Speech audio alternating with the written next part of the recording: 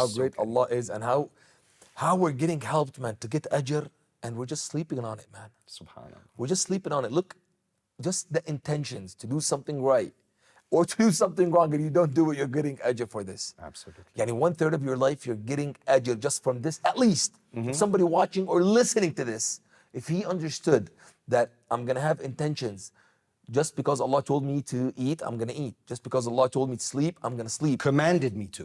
He told me. Commanded, Yes. He commanded me to. Yeah, to or do that. ordered me, right? Ordered me to do it.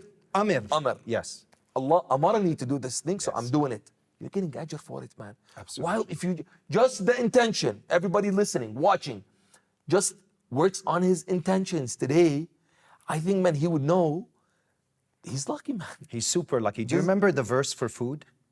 When I asked you, why do you eat? What's your intention? Because I'm hungry. But after we learned what we learned, why should we eat? Because of Allah told us. He commanded us to. Yeah. Do you know the verse in the Quran? What does Allah say?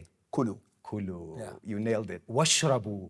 Wala tusrifu. Remain within the boundaries. What a difference between someone who drinks and eats and sleeps because he wants to rest or he just wants to fulfill his hunger or quench his thirst, and someone that is doing it because Allah commanded him. Because now if you do that, the whole point of deen is that I'm a slave of my master. The job of the master is to command his slave. The job of the slave is to obey the master. So if you think of everything from that perspective, that Allah has commanded me not just to pray, but every little detail is commanded, and you make an intention because Allah commanded me to, you become realized in the slavehood, in the ubudiyya of Allah. But you have to have ilm. Why? Why? If you didn't know how to, like for example, you said, oh, I didn't know this point. If you didn't know, how are you going to have the right intention? For example, do you know how to drink water? Rasulullah sallallahu alaihi wasallam, true, I eat and drink because he commanded me to, but there's something else. That's part of La ilaha illallah. But how do I drink? Muhammadun Rasulullah. Rasulullah sallallahu alaihi wasallam, when he would drink, he would sit.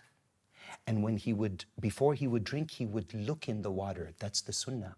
Why? There could be something in the water if you just drink without checking.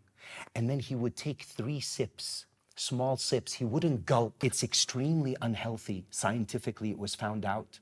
So the Prophet ﷺ would sip 3 times and he wouldn't breathe into the water while he's drinking. Look at all these sunnahs. We do what we do because we're commanded to, but also in the way Rasulullah showed us to. If you bring all this together, every single step you take, every movement you make, every thought you think becomes worship. And imagine how easy this would make your life. Right intentions in the right place, you're collecting ajr, man. Subhanallah. To the next level.